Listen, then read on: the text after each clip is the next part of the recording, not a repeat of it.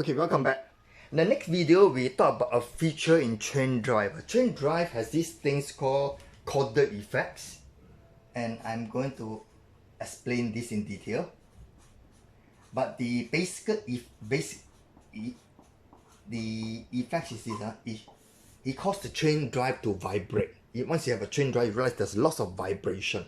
But the main thing now is this: why does they have such a thing called Chordal effects, and how do we determine the maximum minimum speed of a train? So let me draw a link. That means I will draw a link here first.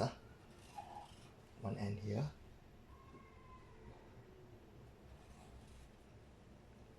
Now you realize that, let's say this is the link. I'm going to join the center here. Now let's say this is the link. The length of the train, just now, and this length of the train, the distance, we have to think, we call it the pitch. Let's name an alphabet for it, call it P, so that for ease of forming the equation. Now, onto this little link here, let's say we go to extend this guy down to here, right in the center. Let's say I'm going to put it at 90 degrees here, and all the way down. Let's see, to the center point. This is 90 degrees, to the center point. And I'm going to join this back to the center point.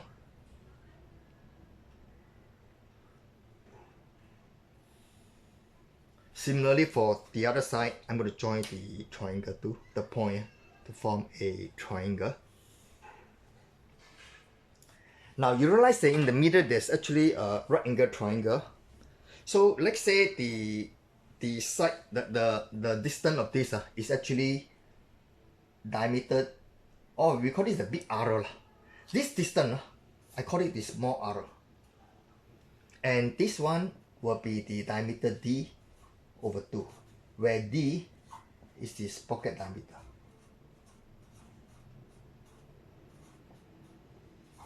So if the chain drive, there's this diameter there, this is pocket diameter, and this is the link. Now, interestingly, when the link rotates, when the thing rotates, you realize that this point will move like that. That's the way it will swing. But the effective radius over this side is a small little radius r. Now, main thing we need to know is this: this Chordal effects is actually a effect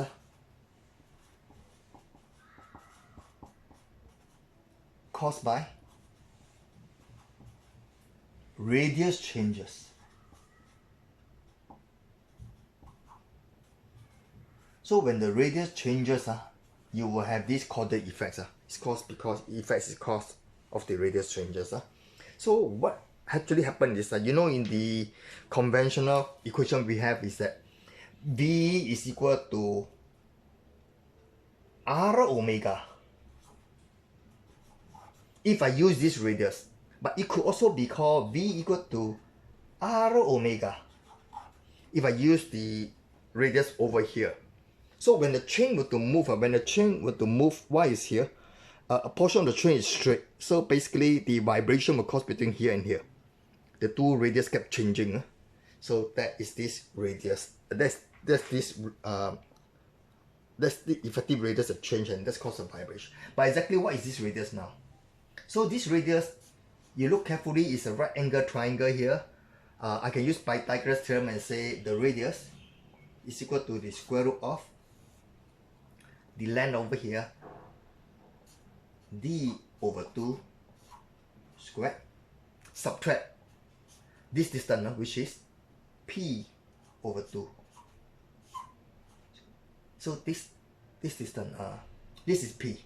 So here to here is P over 2 squared. So that is the equation for the effective radius. And this angle has a name for it.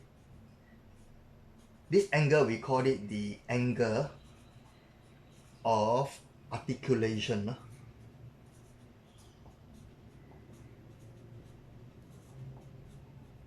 Obviously, now you look at it, you realize that if the angle of articulation is big, then the chordal effects will be big, and there'll be more vibration, higher vibration. Okay, in the next video, I'm going to show you how we're going to use this concept to solve a problem. Thank you.